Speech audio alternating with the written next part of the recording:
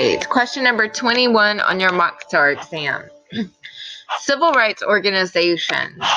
Organization 1, 2, and 3, and then their descriptions. Number 1's description says, members armed themselves and were willing to take necessary means to protect their homes and families. Number 2, leaders enforced the use of nonviolence among those engaging in sit-ins and other protest activities. Number 3, leaders worked within existing laws and within the court system to increase the rights of African Americans. Which organizations correctly completes this table? So first, we know we need to use our strategies. So I'm going to go ahead and think about what era this is in. So this is the Civil Rights Movement era. And then the topic is either going to be economic, social, political, or environmental, or ESPN. So looking at this, I'm thinking that this has to be either political or social, okay, because the social is the means to protect their homes and families, and then political, you're talking about laws and the court system, and then using nonviolent protest means to obtain some sort of goal. Okay, so I'm thinking about the civil rights movement era and the kind of progress that was made, and I'm trying to think about the organizations that I can remember from that time period. Okay, so I'm going to highlight this, and then I'm going to think about organizations that armed themselves and they used necessary means. So, by any means necessary. That should sound familiar to you. And then I'm also going to think about what organizations use nonviolence, such as sit-ins and other protest activities. I'm probably going to associate that with the most famous Martin Luther King. So organizations he would have been associated with.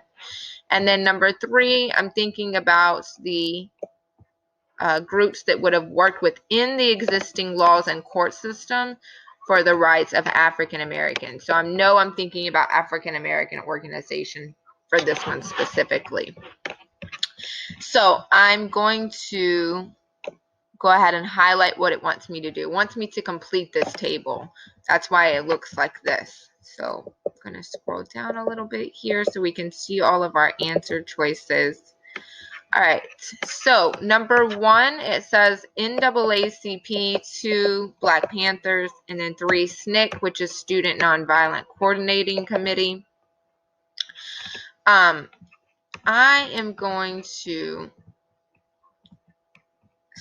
NAACP is an African American organization, but they weren't willing to arm themselves or use necessary means to protect their homes and families. That's not a good description of them. Okay, that's more of a description of these, the Black Panthers. All right, so that actually would have been a better representation of number 1. And then the Student Nonviolent Coordinating Committee, that doesn't work for this right here, existing laws within the court system. No. They would have used nonviolence. So that's going to be a representation of SNCC. So this is right organizations, but out of order. Then you have SNCC, CORE, and Black Panthers. Again, the Black Panthers did not work within the court system, and SNCC did not arm themselves and were not willing to do this. So that is not, I know that that's not it. So I'm not going to use these. Okay. Then when I'm looking at the last answer, D, CORE, NAACP, and AIM. Well, AIM is actually the American Indian movement, which is not an African American organization. So I know that this one can't be it because this is incorrect. Okay, so that's not correct. Now I'm going to check number on C and look and see if this is right. Black Panthers arm themselves, necessary means to protect their families. Yes. SNCC, which is Student Nonviolent Coordinating Committee, use of nonviolent sit-ins and protest activities. Check. Yes, yes. And then NAACP, work within the court system. Yes, that is a correct description. So this is going to be our correct answer right here. Right? Good luck, everybody.